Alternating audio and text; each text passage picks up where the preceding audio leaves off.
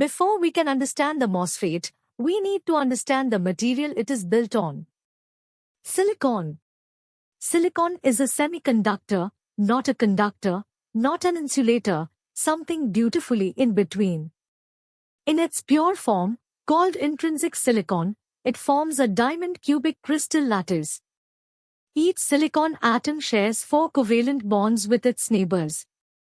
At room temperature, a handful of electrons have enough thermal energy to break free and conduct, but not many.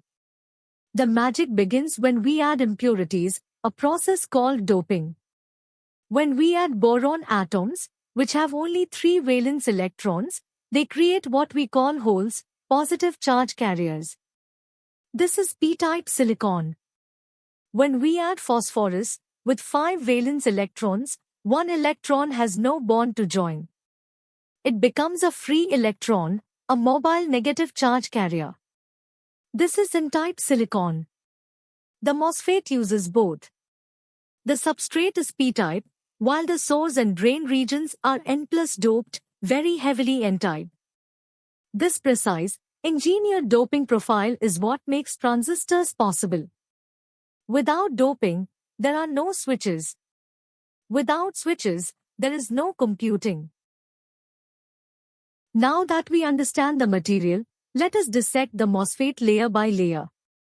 At the very bottom sits the p-type silicon substrate, the bulk of the device. This is the body terminal, also called the bulk or back gate. Embedded into the surface are 2 heavily n-doped regions, the source on one side and the drain on the other. These 2 regions are separated by a short stretch of p-type silicon called the channel region.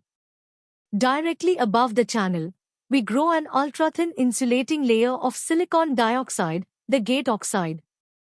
In modern devices, this is replaced by high-K dielectrics like hafnium dioxide, which have a higher permittivity, allowing stronger gate control at even thinner dimensions. On top of the oxide sits the gate electrode, originally polysilicon, now typically metal like tungsten or titanium nitride. These 4 components, gate, oxide, channel, and substrate, form the MOS capacitor stack. The gate never touches the channel directly. It controls it purely through the electric field through the oxide. This field effect mechanism is the key insight. Voltage controls current, with 0 DC gate current. This is why MOSFETs can be switched billions of times per second without burning out the gate. The threshold voltage is the most critical parameter of a MOSFET. It is the gate voltage at which the transistor just begins to turn on. To understand it, we need to think about energy bands in the silicon. When no gate voltage is applied, the conduction band and valence band in the silicon are flat. The device is in equilibrium. As we increase the gate voltage, the electric field bends the energy bands at the silicon surface. The conduction band curves downward near the oxide interface.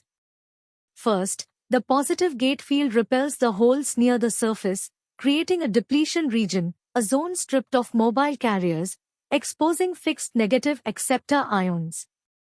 As we push the gate voltage further, the bending increases until the conduction band at the surface drops below the Fermi level.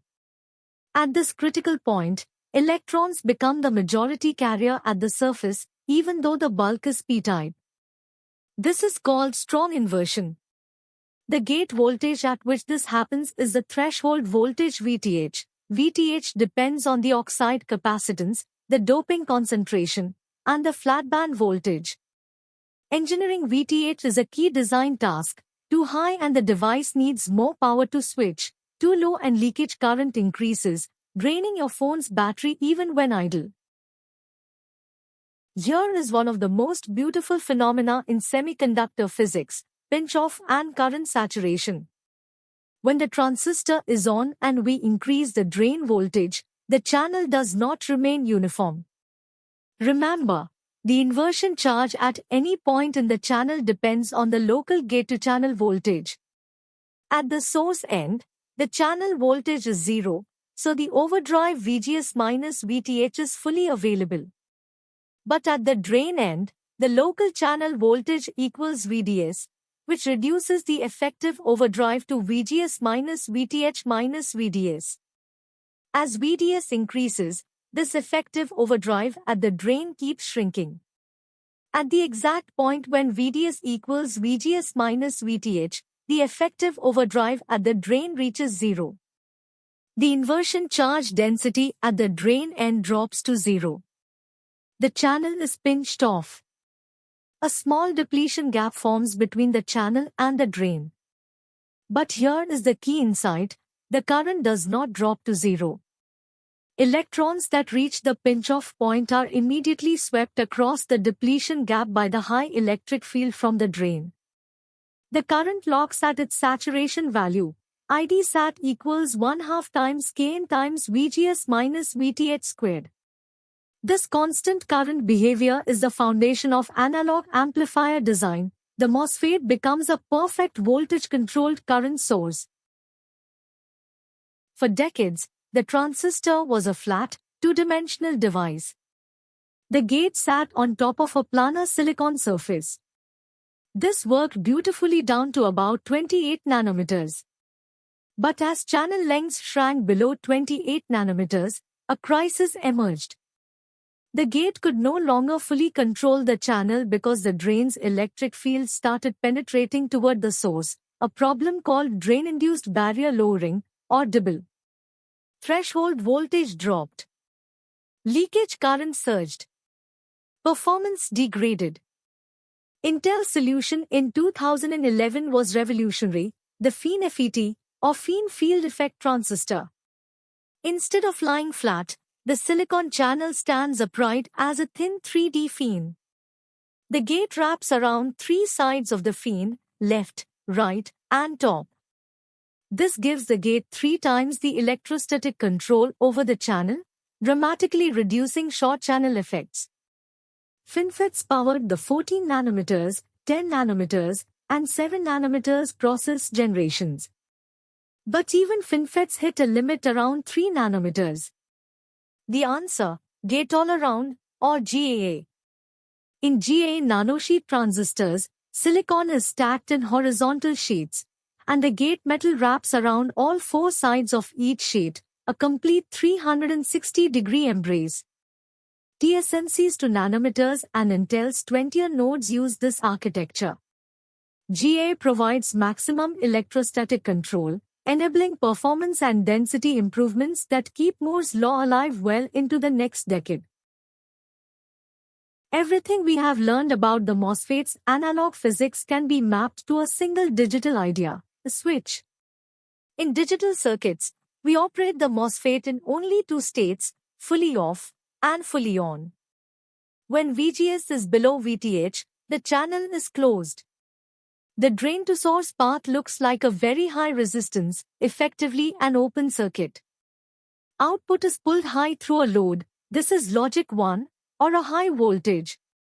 When VGS is above VTH and VDS is small, deep in the triode region, the MOSFET acts as a very low resistance switch, typically just a few ohms. The output is pulled down toward ground. This is logic 0. The speed at which the switch toggles determines your processor's clock frequency. Propagation delay is the time it takes for an output to respond to a change at the input. It depends on the output capacitance that must be charged and discharged, the supply voltage, and the drive current. Making transistors smaller reduces their capacitance, allowing faster switching. This is the core reason why smaller transistors mean faster chips, not just because more fit on the chip, but because each one switches faster. Every logic gate, every memory cell, every flip-flop in a processor is built from transistors used precisely this way. The IV characteristic curves of a MOSFET are the transistor's fingerprint. Every chip designer reads these curves to understand how a device will behave in a circuit. The x-axis shows drain-to-source voltage VDS. The y-axis shows drain current ID. Each curve corresponds to a fixed gate voltage VGS. In the triode or linear region on the left, the current rises sharply with VDS. The transistor behaves like a voltage-controlled resistor. The slope of this region gives you the on resistance RDS, on, crucial for power switches and transmission gates. The dashed golden boundary line marks the pinch-off locus, the set of points where VDS equals VGS minus VTH. Cross this line, and you enter the saturation region on the right. Here, the current curves flatten and become almost independent of VDS. Almost, because in real devices, the current continues rising slightly due to channel length modulation. As the drain voltage increases, the depletion gap at the drain grows, effectively shortening the channel. A shorter channel means more current. This slope in saturation is characterized by the output resistance ρ, which equals 1 over lambda times ID, where lambda is the channel length modulation parameter. High output resistance is essential for voltage gain in analog amplifiers. A MOSFET with low lambda, meaning long channel, gives a much flatter saturation curve and higher gain.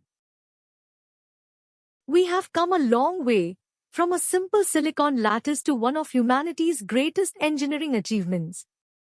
Let us zoom out and see where this all leads. Today, TSMC's 2 nanometer process and Intel's 20A and 18A nodes use gate-all-around nanosheet transistors with physical gate lengths around 6 to 8 nanometers. A single human hair is 80,000 nanometers wide. These devices are operating at scales where quantum mechanics cannot be ignored. Electrons tunnel through barriers.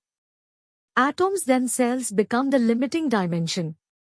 Beyond silicon, researchers are exploring carbon nanotubes as channel materials, then near-perfect crystal structure and ballistic electron transport promise speeds far beyond what silicon can achieve.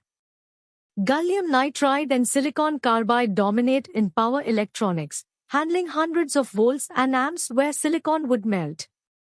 And on the horizon, 2D materials like graphene and molybdenum disulfide, just 1 atom thick, may form the channels of transistors in the 2030s. But here is what matters most.